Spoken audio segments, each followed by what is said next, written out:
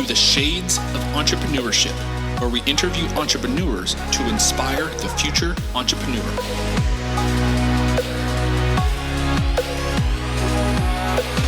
I'll be your host, Mr. Gabriel Flores. So grab a drink, sit back, relax, and enjoy the show.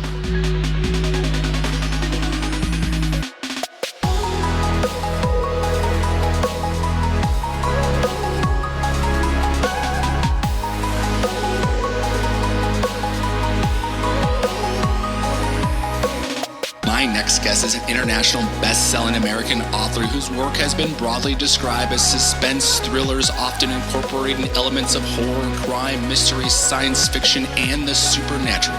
Please welcome the renowned author, J.D. Barker. Hello, everyone, and welcome to the Shades of Entrepreneurship. This is your host, Mr. Gabriel Flores. Today, I'm here with J.D. Barker. J.D., how are we doing? I'm doing great. How are you? Good. I'm excited about this one because JD is an author and he actually does a lot of cool books. One of them actually being Forsaken. And some of them are kind of venture into an area where I actually love to read, which is the sci-fi world. But before we get into all of that, JD, go ahead and introduce yourself. Who is JD? Well, New York Times bestseller. I've got books all across the board at this point. I jump around between horror and thrillers. I've written a bunch of books with James Patterson. I think we've got 5 or so out there. A few movies and TV shows in the works. Having a ball, basically making a living, making shit up. I love it. Folks, James Patterson masterclass. He actually has a masterclass. So if you're actually interested in learning how to read or write a book, I would highly recommend checking that out. So JG, let's talk about how did you get into becoming an author? Was this kind of like your first iteration into entrepreneurship? Is just writing books, or what did you do before? No, so I've got a crazy journey to actually get here. Writing is something I've done my entire life. It's something I've always done for fun. I grew up without a TV in the house, so we were hitting the library at a really early age. I've got a sister that's about a year younger than me, so I used to write stories and I would staple them, and I had a little library in my room. She would check them out. I would charge her late fees. So it's something that's been going on pretty much my whole life. But, my parents kind of drilled into my head, writing is a fun hobby, but you can't make a living doing that. You need to get a real job. So I graduated high school, I went off to college, and I was down in Fort Lauderdale in Miami working on a business and finance degree. But I couldn't keep my hands out of the art side of it. I enjoyed it too much. So while I was in school, I got a job with B&G Records, which is a distribution company. And if you've ever seen the movie Get 'Em to the Greek, that was essentially my job. I'd have to pick up recording artists at the airport, get them to the radio station, get them to their concerts, get them, hotel, wherever, and then get them back on their airplane when it was time to leave town. And to really date myself, this was people like Tiffany and Debbie Gibson and New Kids on the Block and Madonna. Then we got all the hair bands, Guns N' Roses, Poison, Motley Crue. But I quickly realized, I've got some very famous people in the car with me, sometimes for a week at a time. I've got student loan debts that are racking up. How can I pay for these things? So I started to interview them, and I sold those interviews to magazines like People and Teen People and 17. And that's kind of how I broke into the industry. And when you work with anybody in a newspaper or magazine, you quickly find that they've got a novel in a desk drawer somewhere that they've been working on for 5-10 years. It's 500,000 words long. They think it's almost done. And I kind of became the go-to guy for people to hand those off to. I would run through them and fix grammar and punctuation and help them with story development and help them get it to the point where it's a publishable novel. So I kept doing that, while I was getting my degree. So ultimately, I got my degree in business and finance. I ended up working for a brokerage firm in Palm Beach, Florida, and kind of went up through the ranks to the point where I was a chief compliance officer. I was there for 20 some years, and I hated it. I mean, it was a horrible job, but it paid really good. So we had the nice house, we had the cars, we had a boat, we had all the trappings of that, that nice big paycheck. But I hated the job, and I would come home at night and I would work on books in order to stay sane. And at the time I was doing mainly ghostwriting and book doctor projects, tweaking books that other people had written and getting them out there for publication. And over those 2 decades, I had 6 different ones that hit the New York Times list, all with other people's names on the cover. And that gets really old after a while. So when that 6-1 hit up, my wife pulled me aside and she came up with this crazy plan. She knew I wanted to be a writer. So we sold everything that we owned. We bought a duplex in Pittsburgh, rented out one side, lived in the other side, and sat down at the kitchen table and looked at the bank statement. And I remember the day she showed it to me. She said, "It looks like we've got about 18 months worth of savings for you to write that book. Go." And it's been a wild roller coaster. The first one I ended up self-publishing, but it sold about 250,000 copies, which was enough to put me on the radar of the traditional guys. And with my second book, I scored a 7-figure deal with it was HMH at the time. Now it's HarperCollins, with a film and TV show attached, and it's kind of been that same roller coaster wild ride ever since. That is remarkable. I think the one thing that's actually quite remarkable is having the foresight to, when you're with the BG group and having the opportunity to have all these, stars in your car, and then just looking at that and saying, you know what, I think I have an opportunity to, one, continue to tap into my passion, which was writing, but also create a source of revenue from it. How that idea, I think that in itself is the kind of essence of entrepreneurship right there.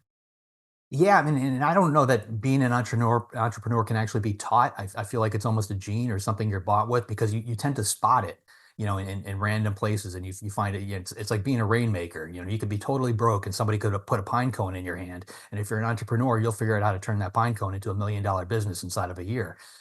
So for me, it's kind of always been that way. I've been very good at that sort of thing.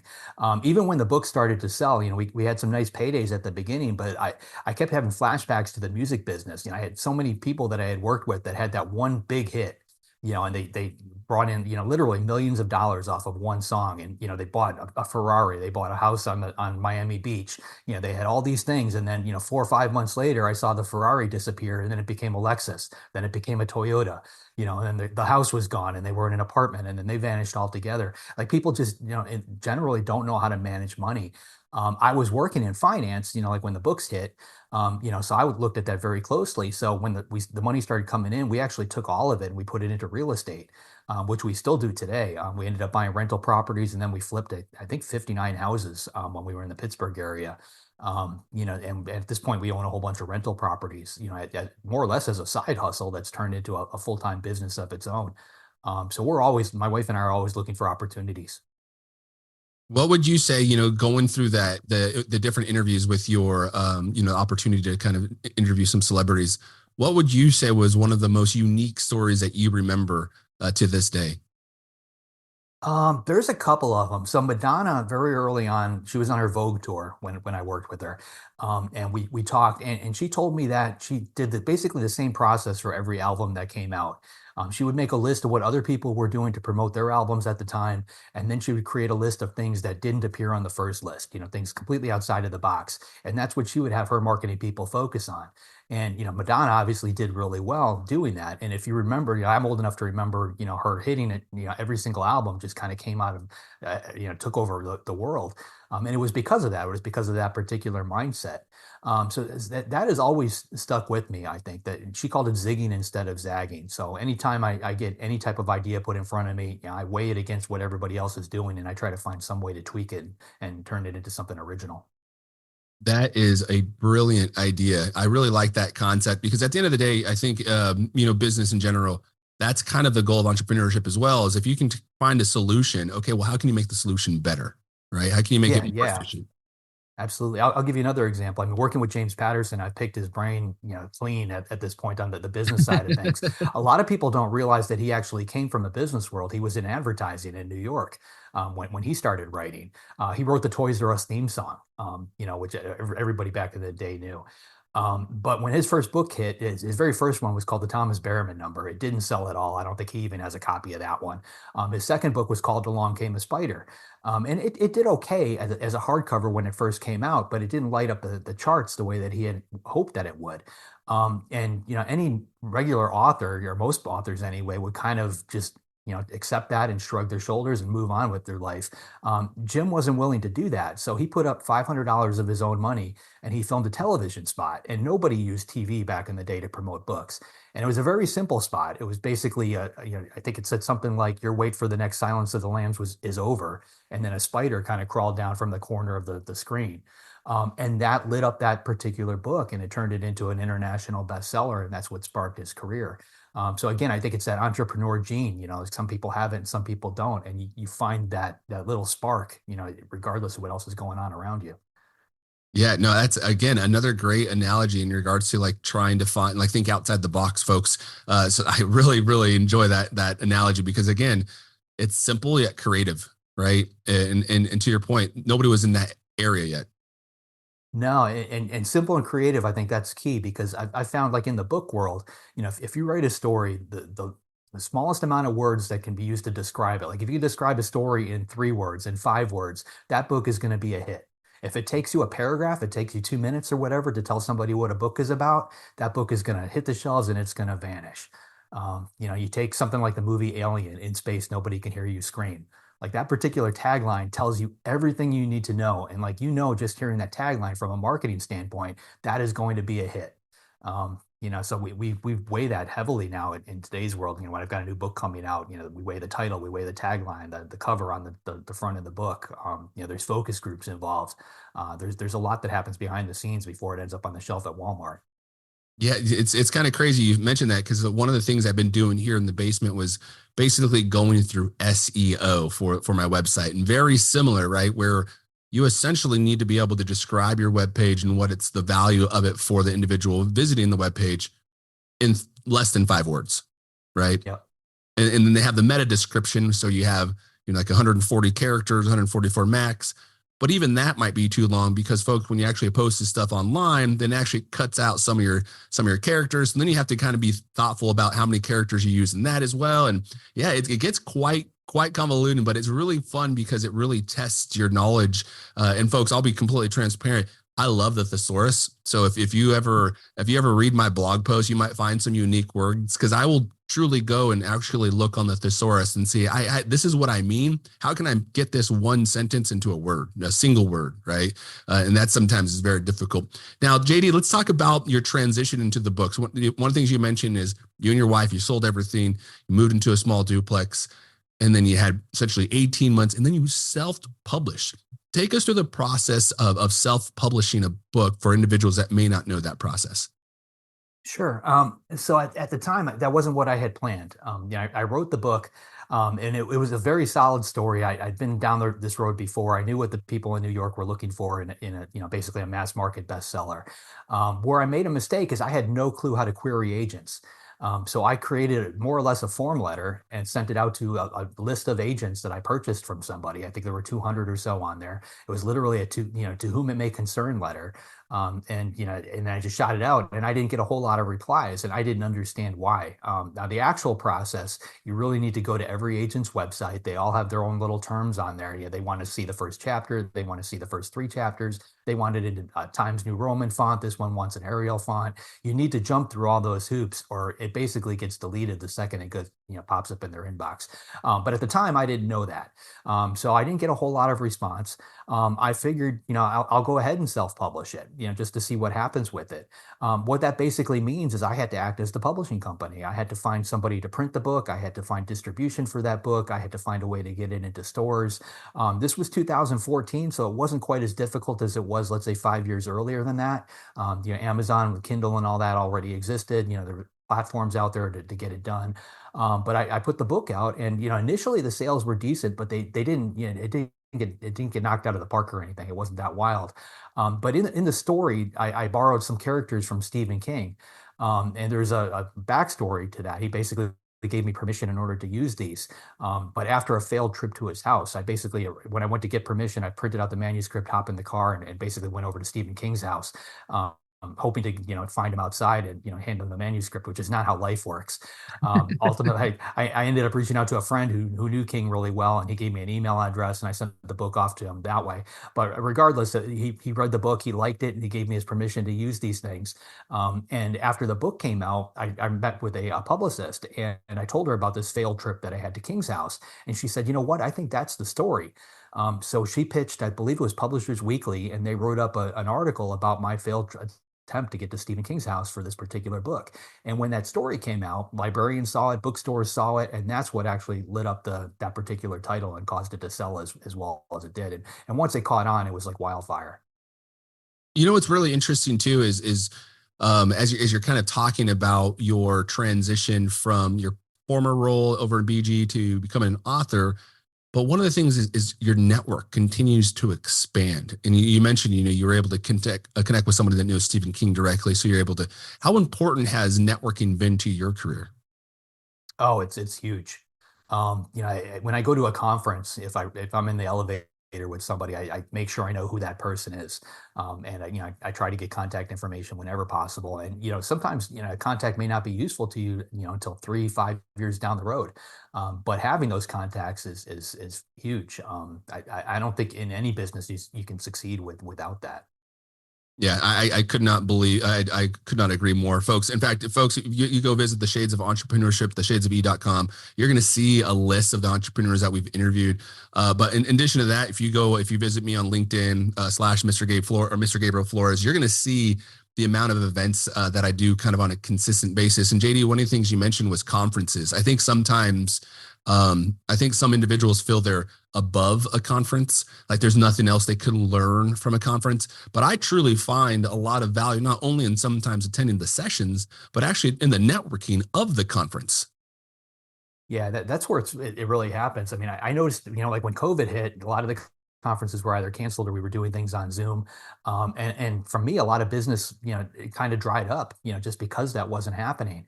I go to a conference at this point and I'm kind of in the same boat you just mentioned. There's not a panel that's going to, teach me something new at this point. But where it's beneficial to me is at the bar, in the hallways, in the elevators, at the cocktail receptions. Those interactions, that's where the deals that kind of move my needle forward, move my career, that's where they happen. So I make it a point to get into every one of those situations and stay there. I don't just appear at the cocktail reception. I'm there the whole time. If my wife goes with me, a lot of times we'll divide and conquer because, if we stay together, then we don't talk to anybody else. So we'll try and work our way through the room, because that's what it's there for. And you got to take advantage of that. Like I was at Thriller Fest in New York at one point, and Lee Child was in the elevator with me. Like I had 15 seconds to talk to the guy for the very first time. I talked to him about blurbing my book, giving me one of those quotes on the back. I could have just as easily, stood there and watched the numbers tick away and watched him leave the elevator. But, I'm not that person. I figure if you don't ask the question, you're not going to get an answer. You know what you kind of serendipitously highlighted, and the one of the things that's so important is the elevator pitch. Why? Let's talk about your elevator pitch and how you create it and the importance of it. Yeah, I mean, when it comes to a book, like before I even write a book, I create the title and the tagline, which is basically the one sentence describing it. And I create the backup book blurb, which is the 200 words you typically see like on the back of a paperback. That later becomes my pitch. So if I'm talking to film and television guys, I can rattle that off, for whatever book it might be. And you have to be ready for that because a lot of authors aren't. A lot of conferences have these things called pitch fest where it's almost like speed dating with agents. You get a minute or two in front of an agent and you've got to tell them about your book, and then the bell rings and you have to move on to somebody else. Authors need to practice that. That you're selling a product in the end, and you need to be able to articulate it. And you need to be able to get that point across, and you need to be remembered. When you walk away from that table, you want to be the person that they remember at the end of the day. Yeah, that's completely true. And folks, our attention spans as humans is limited, right? And it continues to kind of get smaller and smaller, to slowly dwindling, right?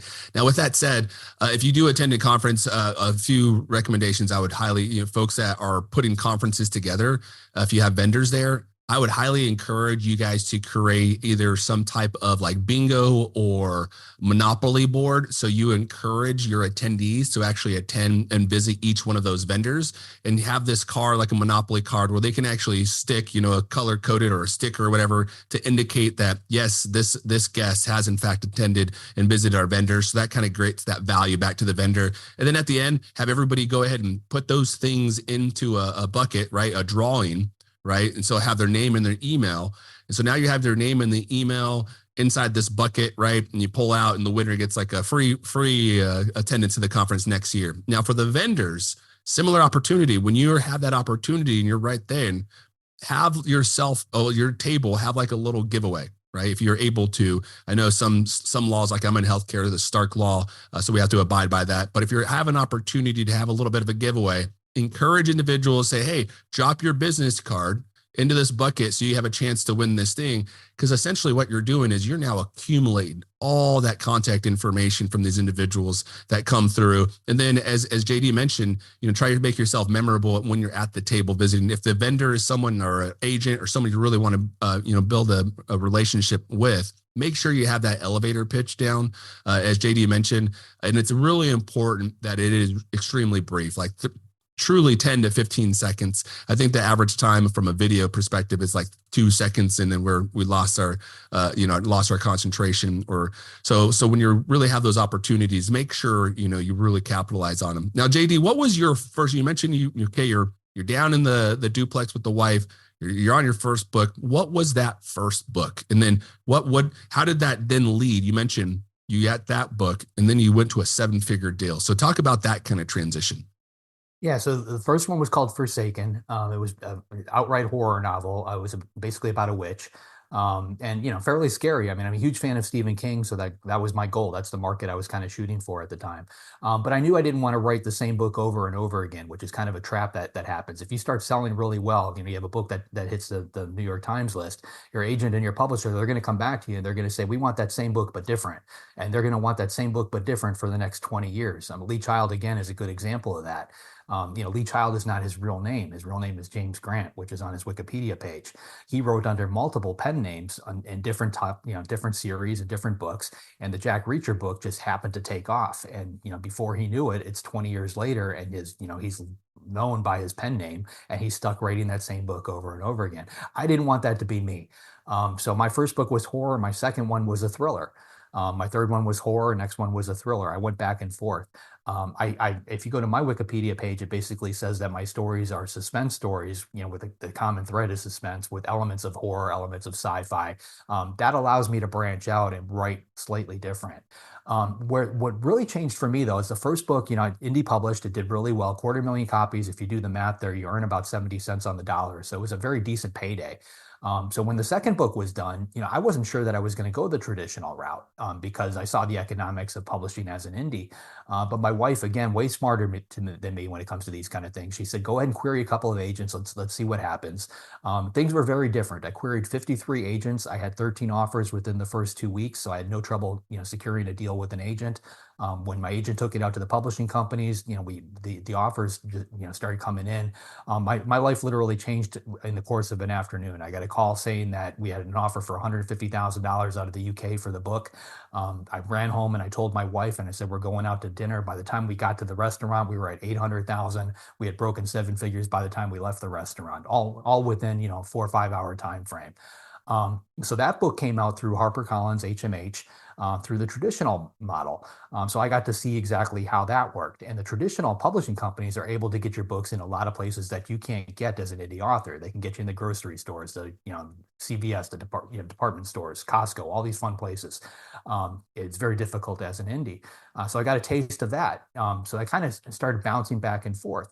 About 4 or 5 books in, I came up with a hybrid approach. I told my agent, I'm going to keep all the English rights for myself. I'm going to indie publish in English, so US, UK, Canada, Australia, those kind of places I'll handle myself, but you're still allowed to go ahead and sell the foreign rights. And at that point, I'm in roughly 150 different countries at this point, 2 different languages or 23 languages.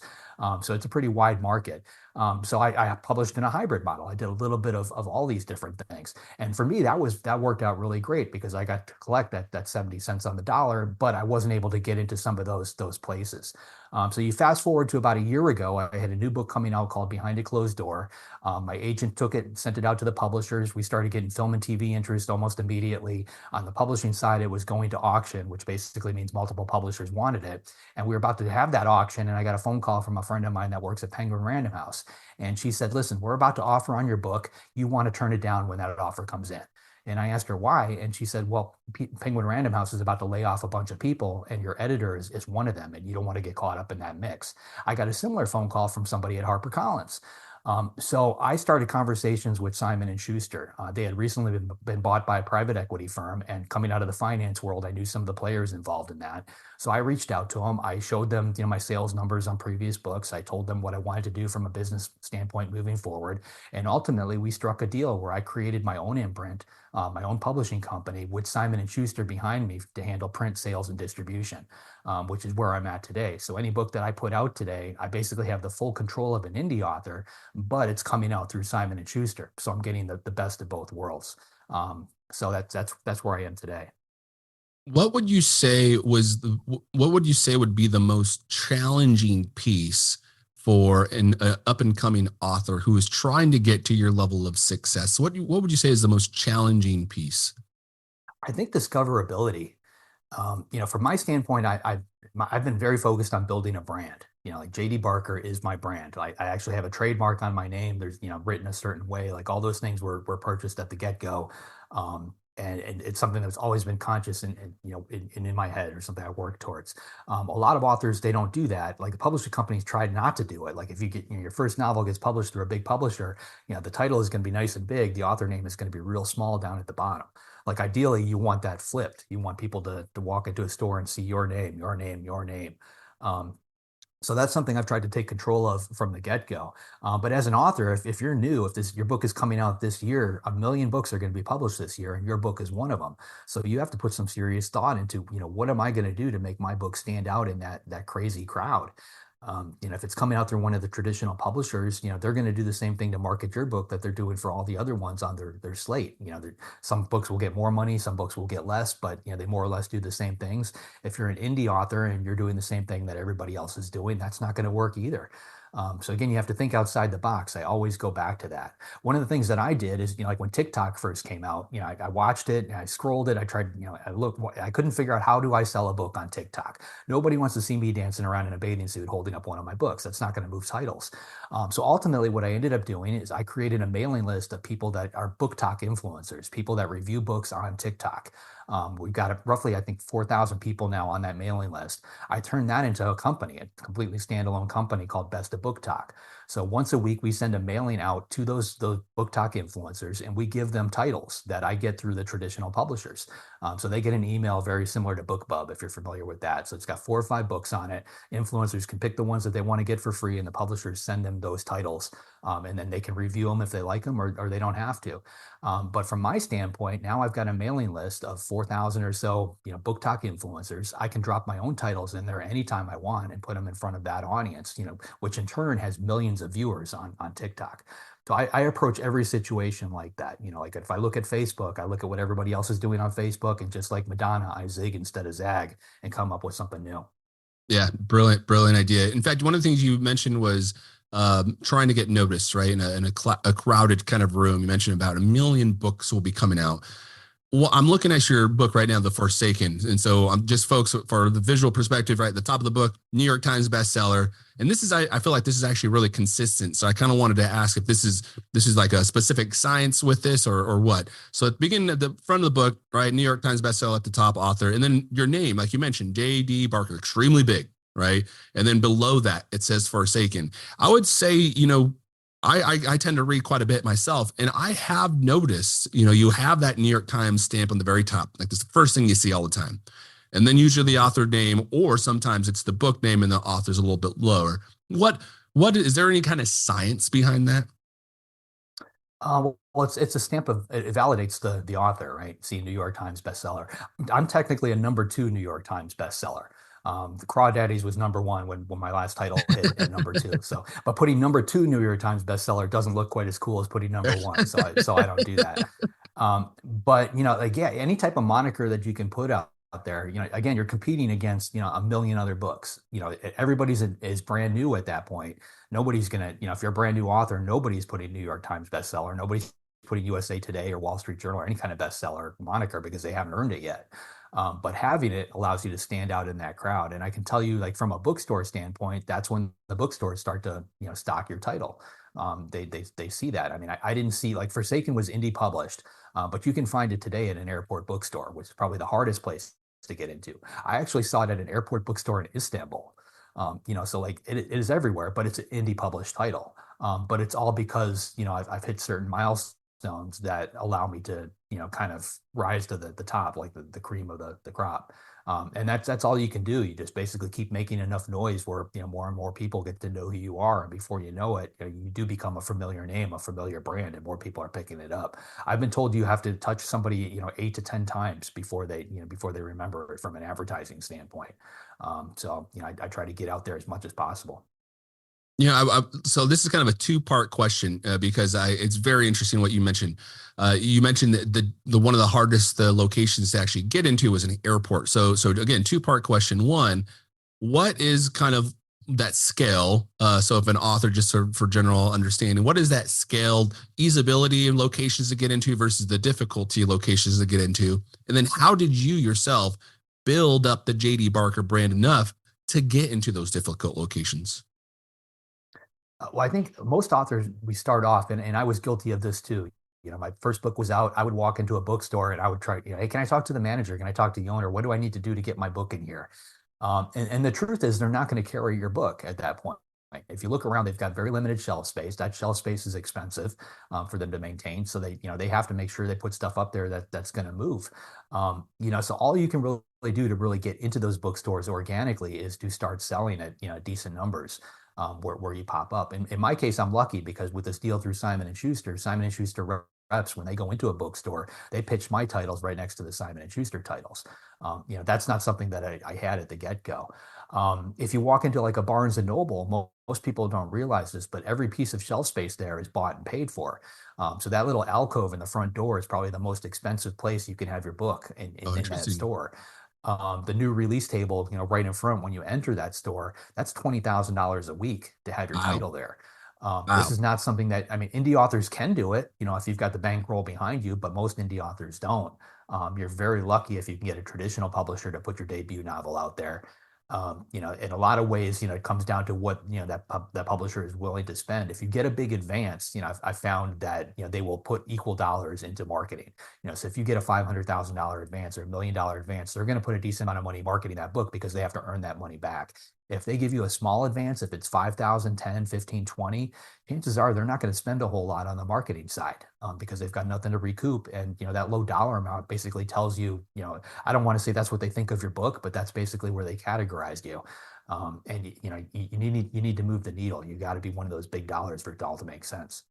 Yeah, that definitely makes sense. That you have to have the return on investment for sure. And you also have to understand like what is your own worth, I'm assuming, because it sounds like a lot of these times you're kind of going into negotiations, essentially selling your value as not only an author, but as a continuous support of or continuous value of that organization. Is that correct? Yeah, absolutely. One of the other things that I've been very conscious of is to make sure that I do a lot of high profile projects. Right after Forsaken came out, I signed on with Bram Stoker's family to write a prequel to Dracula using Bram Stoker's original notes. That was high profile. We sold the film rights to that before, we were literally in the car touring the publishing companies to try and figure out which deal we wanted to take there, and we sold the film rights. I always try to have one of those high profile type projects going at any given time. So I had the Dracula one. I've written a bunch of books with James Patterson, just having that, my name on the same cover as his gets it in a lot of different places, which creates that recognition. Right now I'm working on I'm rebooting the Flatliners franchise. If you remember that movie from 1990s, Yeah. I'm writing a book to reboot the franchise. So that's, again, another high profile project. As soon as word of that leaked, we got interviewed by probably 20 different publications and it was all over the internet. I purposely seek those types of things out because they organically create buzz for you. You don't have to pay people to write those stories. Those are things that people want to hear about and they come to you. So I try to have something like that going on at any given moment while I'm also working on my regular titles. It's all about raising the boat, like that. Every little thing raises your boat, your profile just a little bit more in that harbor. And before you know it, it's one of those things. Everybody knows who you are. How do you, when you're going through the process of starting a new book, and again, folks, all this, if you're looking for JD as a book list, I'm going to have it on the Shades of Entrepreneurship. Visit the Shades of E, subscribe to the newsletter. We'll make sure we have a blog with JD's information on there. So please, again, subscribe. JD, how do you go through your process? Because you've written a lot of books now, and you mentioned, they're they go from thriller to horror to thriller to horror. similar, I guess, but also two very different kind of verticals in regards to the book of the theme. How do you kind of go through the process of creating an idea to write about? Ideas are a weird thing because you can't force them into your head. They just sort of pop in there. So I've got a note app on my phone called Simple Note where I put everything. And one of those notes is actually called ideas. So if I get any kind of idea for anything that might remotely fit in a book, I drop it in there. To give you an example of how my last one came together, it's called Behind a Closed Door. I had a husband and wife couple that I knew I wanted to write about. Their names were Brendan and Abby Hollander. And it was basically a couple. They were married for about 10 years. They love each other, but the marriage has kind of, gone sour, just not because they fight, but because, they're leading independent lives. They both have jobs. They're both, running off doing their own thing, and they've grown apart over time. So I had them as a character set that I knew I wanted to use. And they sat in that document for probably about 4 or 5 years. And then one night I was talking to my wife. I mentioned that we do real estate. She had bought this big house in Georgia that she wanted to renovate and turn into an Airbnb. And we were having dinner and we were discussing it. And she mentioned that it had 7 bathrooms. And she's like, how am I going to renovate 7 bathrooms quickly? And just, I brought up a company called Bath Fitters, which we've all seen the commercials. They come in one day and they retrofit your bathroom. They do a cosmetic thing and they're in and out. We just talked about it, just a casual conversation over dinner. But that night on our phones, we both started seeing ads for bath fitters pop up in our social media feeds. Commercials started to pop up on our TV on Hulu. So I researched that and then realized in the terms of service for our phones, whether you've got an iPhone or an Android, we give them permission to do that. So right now my phone is sitting right next to me. It's listening to this entire conversation that we're having, and it's grabbing these keywords out of the air, and it's going to put that in a database and find some way to use that to market to me later. So when I realized that, I took that idea and combined it with Brendan and Abby, my characters, and that became the genesis of Behind a Closed Door. They basically download an app to their phone, recommended to them by a marriage counselor to help spice up their marriage. The app is called Sugar and Spice. It's basically Truth or Dare for adults, but it has the ability to really dig into their lives, into their phones, and that data that's on your app. And the scariest thing about this book is, as frightening as it is, everything that happens in the story could happen in real life. Because I pulled the data from real things that exist today. So that's kind of how it happened. If I would have had the bath fitter story all by itself, it may still be sitting on that app, but multiple pieces came together. It's sort of like chocolate and peanut butter. Yeah, I got to tell you, I feel like some of the most frightening things in the world are things that we tend to like go through every day, just don't know how frightening they are. Like going online and purchase, or putting your social security online for a credit card. For a credit card application, and then a couple days later they get hacked, or it's just constantly something across the spectrum that is very unique. Now, what would you say was your funnest book to write that you have written so far? Oh, wow. They're sort of like your kids. Like, people ask me which one's my favorite. My favorite tends to be the latest one. I think my funnest one to write, though, is called A Caller's Game. Because at that point, that was like my 5th or 6th novel, and everything I had written up until that point had gotten optioned for film or a streaming series or something. So while I was writing that book, I was like, I'm going to write something that they can't possibly film. So in this book, I blow up like half of New York. Thinking there's no way they're going to be able to film this story. It's too crazy. It's too out there. And while we were shopping the book, Ridley Scott's company came in and they optioned it. So there was a film in the works. And I learned they can film basically anything. It just gets expensive. So to film this particular book is about at the time it was about $200 million. But they can get it done. But like that was fun to write. Another fun one was Coast to Coast Murders with Jim Patterson. Because I'm what they call a pantser. I basically come up with an idea for a book and I come up with my characters and I just kind of mix it all together and just sort of run with it. I don't necessarily know where the story is going. Patterson is the opposite. He outlines everything, very, very strictly. He'll come up with a 30 to 40 page outline before he starts writing a book. So when we first talked, we didn't think we'd be able to work together because it's just two totally different competing styles. But ultimately, he agreed to pants a novel. He agreed to try it my way. So we ended up writing Coast to Coast, and we went back and forth. I would write a chapter, and I would paint him into some crazy, impossible corner. I would send him the pages, and like, there's no way you're getting out of this. 15 minutes later, he not only got out of it, but he sent me 20 more pages back and put me in an even more difficult situation. And we wrote the whole book that way, just twist after twist, trying to one up each other, and that was a good time. Yeah, that's such a cool concept, and I feel like I'm I read a lot of Dragonlance right now. That's kind of my sci-fi go-to by Margaret Weiss and Hickman. And I feel like those two authors, they tend to go back and forth like that quite a bit, where they put these heroes in these very unique situations, and then okay, the next chapter you have to kind of get out of it, right, and so on and so forth. In fact, I was watching a YouTube clip about the South Park creators the other day, and they're talking about storytelling and the importance of storytelling, and they kind of talk about how today a lot of authors essentially use a lot of ands. This happened and this happened and this happened and they were really encouraging these writers to say, this happened, therefore this happened, because this happened, therefore, and the way they were kind of explaining it to me was really, or explaining it on YouTube was really unique, because it kind of got me to think like, yeah, it makes sense. Because if you put therefore and start to write a little bit afterward, it's almost like you have to get a little bit more detailed into the description of what is occurring versus just saying and. Is there any what advice do you have for writers or tips like that maybe aspiring writers are listening that they should, if they have like a writer's block or if they're struggling, what tips do you have? One of the simple ones is, and I tend to do this on the second draft, is a lot of us tend to use a lot of adverbs. So Bob said angrily, like that kind of thing. I'll go ahead and write that for the first draft just to get the first draft down on paper. But then when I circle back, I look for any kind of dialogue tag and try to find some way to basically remove that dialogue tag and just beef up the sentence. So whatever Bob said, make that sound angry, make his actions angry. Bob screamed blah, blah, blah and pounded his fist or something. But like there's ways to tweak it. And like there's not a whole lot to it. It's just a couple words that you're swapping out. But it makes a huge difference when you go back and you reread that book. That's basically what takes it from half baked to fully a fully baked cake. Yeah, that's interesting. It's kind of almost taking my philosophy and spinning it around completely, where I'm writing a blog and I'm trying to essentially get a sentence down to one word. So I'll look at the thesaurus and say, oh, this one word captures all this. And you're saying I'm looking at that one word and how can I emphasize and describe that one word in multiple words without actually having to use that word?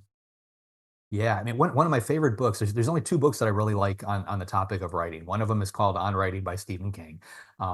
Another one is called Reacher Said Nothing. And it's a reporter that sat in Lee Child's apartment while he wrote one of the Jack Reacher novels. He literally just sat on the couch while Lee was typing away on his computer.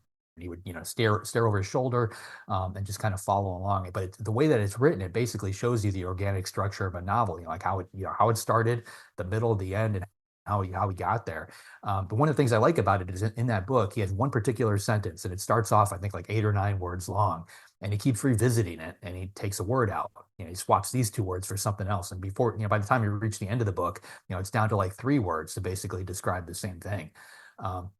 We do quite a bit of that. I mean, when I wrote with Patterson, there was a particular scene in one of the books where some characters had to have a dinner. So they sat down for dinner. There was a conversation. Like, to me, it had to happen because in that conversation, they communicated information we needed in the story, but it ended up being like 3 or 4 pages of these people having dinner. So he got those pages, he read it. He's like, is there any reason we can't just say they had dinner? 3 words, which eliminates all these pages. And then he just grabbed the 2 or 3 sentences that needed to be communicated, and he just plugged those in different parts of the book and basically streamlined it. Writing really comes down to editing in the end. Like anybody, I think, can write a book. The successful authors know how to edit a book. That's a good point. And one of the things I'm struggling with, just of like my own creativity, writing blog posts and kind of posting them up, is I think with the online world, the virtual world, it's there's so much of an importance on SEO and keywords. Is there any importance on keywords when writing a book? Not really when writing a book, but I understand what you're talking about because I write for Rolling Stone on the side just for fun. Just for And fun. they'll often just for fun. Yeah. They often tweak my title or something Yep. just from an SEO standpoint, or the first couple of sentences of the story, they'll change a couple of words, and the reasoning is always SEO. For me personally, like I don't think about that. Like as I'm writing, I write what I want to write and I send it off to them. But SEO is huge. I mean, like 1 or 2 words can make a difference between it appearing on the first page of a Google result versus the 5th page. Yep. So you have to be cognizant of it. Yeah, and that's I got to tell you, folks. I've been running the podcast about 3 years now, or I think we're about 100 and almost 200 episodes running up on that. And I've been doing the blog posts. Again, check it out, theshadesofE.com. You can subscribe to the newsletter by visiting theshadesofE.com. And I will say it's I'm working backwards has been difficult because I'm starting to, I think after the first year and a half, I'm like, okay, got a lot of content. Why am I not getting a lot of visitors on the blog? And so they started, diving deep into that. First year was really about the podcast editing, making sure my audio is correct, making sure, all that's all. Now it's like starting to transfer over to the web design, right? And I got to tell you this morning, I was literally in front of my webpage with the Rabbit SEO, right, helper, going through all my different pages and saying, oh, well, this is less than 55 characters. It needs to be more. I'm like, well, if I do it anymore, then it becomes too, like, it's not explaining it too quickly, or it's like I'm struggling with myself because, similar to you, JD, I like to get things out in 1 or 2 sentences.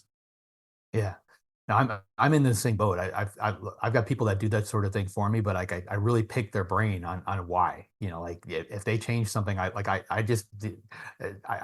need to understand it. Like I can't just pay somebody to do it and walk away. Like I need to understand why they're tweaking it. And like some of the reasons, like they make very little sense, but it works. Yep. Certain keywords just tend to resonate. And, if I've got a story, that shows up, on page 1 of my Google results one week, and then it drops to page 3, like I've got somebody I can call that can tell me exactly why. And it's always something silly, like they make a quick little change in a keyword or something in the title, and it's back on the number 1 page again. If you have any type of blog, any type of online presence, though, you do need to get familiar with that, because it translates across the board. If you're posting on TikTok, like it's the same thing, like your title, the text, and everything you put in there, those hashtags, the words you use in your video, like all of those things are they go into those databases, like I mentioned earlier, and that's what the algorithms feed off of, and you need to understand how those work.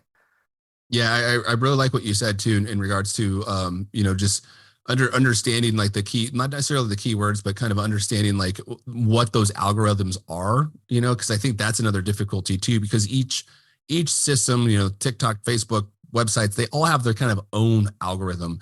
And so understanding that is really important. And then again, testing your thesis, going back, like you mentioned, JD, I really like the, the idea of going and actually checking where you're ranking on the Google page. And understanding like the SEO piece, it does take some time. I also like what you mentioned, like I like to do it all, and that's very much me.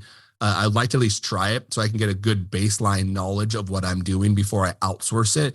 Because if I outsource it before I know what I'm doing, then I don't know if you're doing a good or bad job, because I have no baseline knowledge, right? And at least I'm trying to create a baseline knowledge. Yeah, I mean, I can tell you from an author standpoint, like I've got a lot of bios on different websites. Barnes and Noble has one, Amazon's got one, this guy's got one, that guy's got one. If those bios aren't current, like they will drop down in those search results. And by current, I basically mean like it knows, like Google search algorithms understand what my next book is. So if it's not mentioned in my bio, or if the book that's mentioned in that bio is an older title, like that algorithm actually understands that and recognizes it. So you have to update all of those different things and stay on top of it. Yes. And folks, again, I will make sure I try to update JD's bio. That will be again on the Shades of E website. So go ahead and subscribe to that. Now, JD, what's the next? What is the next book? What are we working on? Well, right now I'm following, James Patterson's lead, and I'm working with a lot of co-authors. I've got, starting in November, I've got 1 book coming out a month, which is a pretty aggressive publishing schedule. But through that deal that I mentioned, I'm able to do that. But what I'm finding is it's allowing me to write books that I wouldn't be able to write on my own. Like my next one is called Heavier the Stones. I wrote it with a girl named Christine Daigle, who's a neuropsychologist. So she brought that knowledge base to the table when we wrote that book. And it's a fantastic serial killer story. And like, I know I could have written it on my own, but like having that extra piece in there and her knowledge, it took it to another level. So like, I'm really focusing on that, bringing in people that, may not make sense quite on paper, but like when you put them together, it works really, really well, to create, stories that still kind of follow the same suspense and the fast pacing and stuff that people are used to from me. But it allows me to tell, different stories I wouldn't be able to come up with strictly on my own. So I'm hoping that works well. But the next one is It's Heavier the Stones. It comes out in November. That's the first one. Heavier Than Stones, folks. Again, if you forget all that, they will be on the shadesofE.com website. So go ahead and subscribe to their newsletter. And one of the things I liked about that, JD, is you kind of also elevate authors that when you attach your name to them, one, and then two, even if you don't put your name to that book, you're still providing a lot of knowledge to these individuals. Yeah, I mean that's kind of how it started because I used to mentor authors. Like they would come to me and I would teach them how to write a book from start to finish, and they would pay me for that. And I always felt icky taking money for it. But I had to charge something because it worked as a gatekeeper. I got to kind of keep the riffraff out. Only the ones who really wanted to do it would pay. But I didn't feel right about that, so I kind of flipped the whole model on its head. So instead, I bring these people aboard. I pay them to write the book with me, but I teach them exactly how to do it. From creating the title and the tagline and the back of book blurb, creating an outline, and I walk them through every single chapter. I walk them through the pacing thing and get them basically up their game. By the time they're done, they get a crash course, which is no different from what James Patterson taught me. Like you mentioned his master class, after writing 5 books with him, like he literally calls and yells at me on the phone when I do something wrong. Like it doesn't get any better than that, but like I can hear him up here, every time I put a sentence on paper.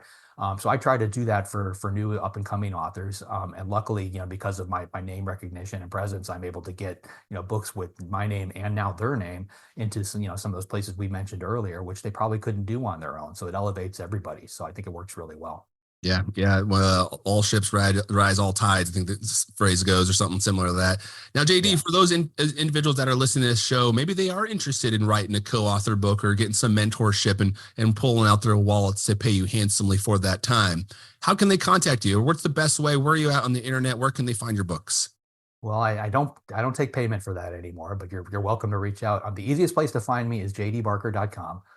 Literally everything is there. The next appearance I have, I think, is going to be the Author Nation conference in November. So if you are an author, an aspiring author, and you're going to be at Author Nation, I'll be there all week long. So feel free to track me down. And when is that again? November? It's, I believe, the first or second week of November. I don't know. Perfect. Again, folks, author conference coming up. And again, all this information will be on the shadesofe.com website. So go ahead and subscribe to the newsletter. JD, this is a really, really unique conversation, really exciting stuff. I'm really truly impressed with your background and your experience and how it has evolved from, hating the corporate job that you have to, it seems like you really are enjoying life and what you're doing today. Well, entrepreneurship, right? Like that's kind of what it's all about. You don't allow yourself to get complacent. You get everything working, and then you look at, where's that next brass ring? How can I take it to another level? And that's where I'm kind of always at. And that's what keeps it entertaining, keeps it fun for me. That is very true. Yes, it's a constant move. I hate being in one place for too long. I gotta kind of learn something new. I'm okay being the jack of all trade, master of none to a certain extent. But eventually, if you find your passion, by all means, go all in and become the master of that passion. JD, thank you again so much for being on the show. Is there any last words you have to say for the guests? No, I'm all good. Have a wonderful weekend. JD Barker, again, the author of so many books. Again, folks, this information will be on the shadesofe.com. So please subscribe to us, and you can visit us on the website, Instagram, LinkedIn, TikTok, and Facebook by visiting the Shades of E. Thank you, and have a great night. Thank you for tuning in to the Shades of Entrepreneurship. For more information, please follow the Shades of E on Twitter, Instagram, Facebook, or visit theshadesofe.com.